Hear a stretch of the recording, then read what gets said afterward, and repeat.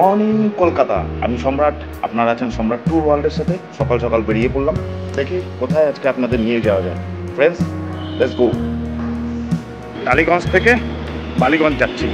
ট্রামের ticket কাটা হয়ে গেছে, এই যে টিকিট নিয়ে আমরা এখন রওনা দিব বালিগঞ্জের দিকে।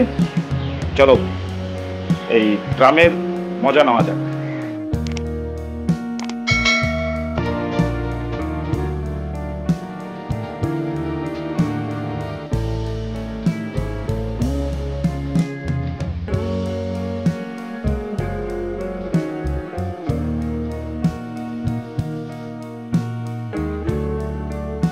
ভারতের কলকাতা শহরের একটি গুরুত্বপূর্ণ পরিবহন ব্যবস্থা, দেশের প্রথম ও একমাত্র পরিষেবা প্রদানকারী ট্রাম।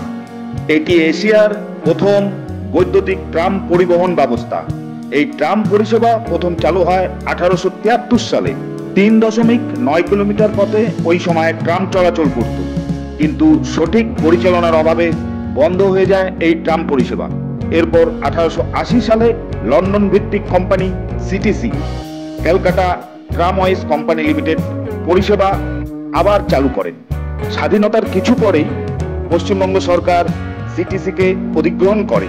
বর্তমানে এটি ভারতের একমাত্র ট্রাম পরিষেবা।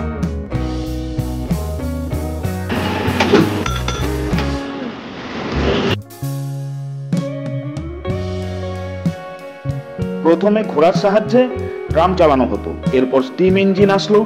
পরবর্তীকালে 1902 সালে বিদ্যুতের ব্যবহার করা হয়। এর গতিবেগ ঘন্টায় 20 থেকে 30 কিলোমিটার, সর্বোচ্চ গতিবেগ ঘন্টায় 60 কিলোমিটার। কলকাতার ট্রামের 7টি ট্রাম ডিপো রয়েছে। এগুলো হলো বেলগাছিয়া, রাজাবাজার, পার্ক স্ট্রিট, গড়িয়াহাট, টালিগঞ্জ, কালীঘাট ও খিদিরপুর।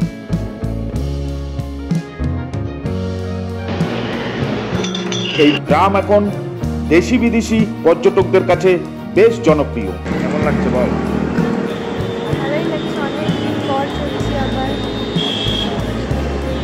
এখানে ট্রেনের মতনও শ্রেণীভাগ আছে, ফার্স্ট ক্লাস ও সেকেন্ড ক্লাস। দেখুন, আমি যেটা দেখাচ্ছি সেটা হচ্ছে সেকেন্ড ক্লাস পেছন দিকে, আর এখানে যেটা আমরা বসে আছি সেটা হচ্ছে ফার্স্ট ক্লাস।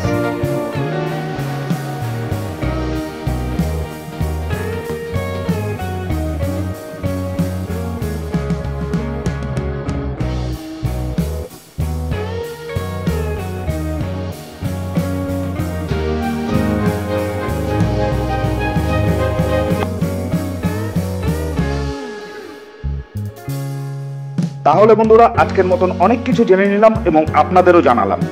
আবার দেখা হচ্ছে নেক্সট ব্লগে।